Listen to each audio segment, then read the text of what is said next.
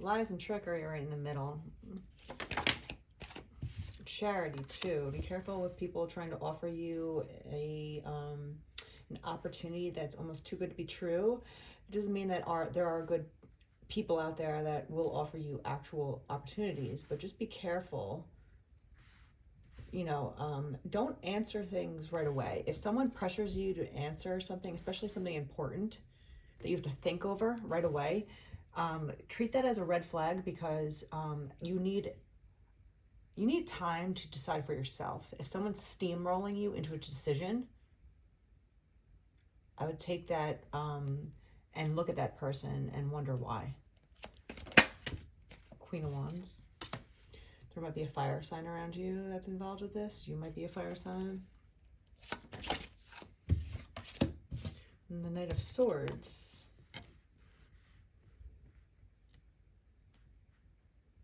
I see someone around you that's going to offer you an opportunity, but it's a false one. But they have authority. They're an older person of some sort. They're not a child, let's say.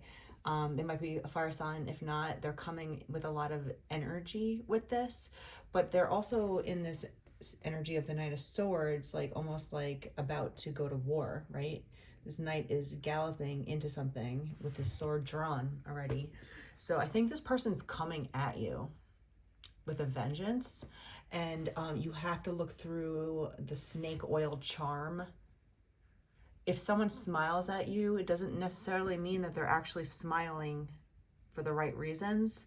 If you are attuned to micro expressions in people's faces, you'll be able to pick it up eventually if you look at enough and you study enough of people. I'm highly attuned at reading people's faces, unfortunately, because there's so much trickery around me. I had to learn how to read between the lines with most people, because everyone had a motive, everyone was lying, and everyone had a scheme. So your body doesn't lie. Your words can, and people can smile at you in your face, but you could see beyond the smile. You could see them snarling behind the smile. You could see someone hating you behind a smile. It's really apparent sometimes. People that are trying to trick you think that they're being tricky because they are assuming that you're dumb. Okay? People that are tricky assume everyone else around them is beneath them. And that's how they're trying to kind of make you feel here. That's what I'm kind of feeling like, oh, poor you. Would you like this false opportunity? They're kind of like trying to trap you into something. Not fun. Death card. They want to put an end to something with what you're doing, what you're thinking. Maybe you're independent. Maybe you're saying something that they don't want you to say. We have the Five of Cups. This could be an ex. It could be ex-family members. It could be an ex-lover. We also have Justice. So be careful. You are the one in control of your justice here. If you feel like someone's steamrolling you into something to try and trick you, trap you, manipulate you, I think you know now, right? Where to go, and you follow your own light, the Star. That's how I'm seeing this, where you're following your own light and moving forward from a lot of lies and trickery. Or there's someone coming in that's going to do this and try this with you, and you're going to have to show them that you're not about that life. You're not that dumb to fall for their stupid scheme. You are a bright, shiny object, and that's why some people they'd love to catch a star and bring it out of the universe. There's people that look at the stars and admire them, right? You ever go outside on a summer night and look at the stars, right? And the constellations in the sky and look at it in awe. It's so beautiful. Where are we? It stirs up a lot of questions, but you look at it in awe, right? A narcissist or someone that's jealous or that's coming from a negative place will look at the stars and then just be jealous that they're shining more than they are. That everyone's attention is on the stars in the sky and not them. And they just want to steal every star out of the sky and like almost pluck it out of the sky and put it in their pocket so no one else could look at them. That's the kind of energy that I'm feeling from this. You might be doing something and improving yourself. You might be doing something where you're succeeding in something, job-wise, life-wise, relationship-wise, whatever it is that you are working towards. You are succeeding, and there will be justice to be had, and you are in control of that justice, not anybody else. But unfortunately, there are people around you that just want to take it down. They want you done with the death card, death to the star. They don't want, like, it's like a bunch of narcissists fighting for the stage, right?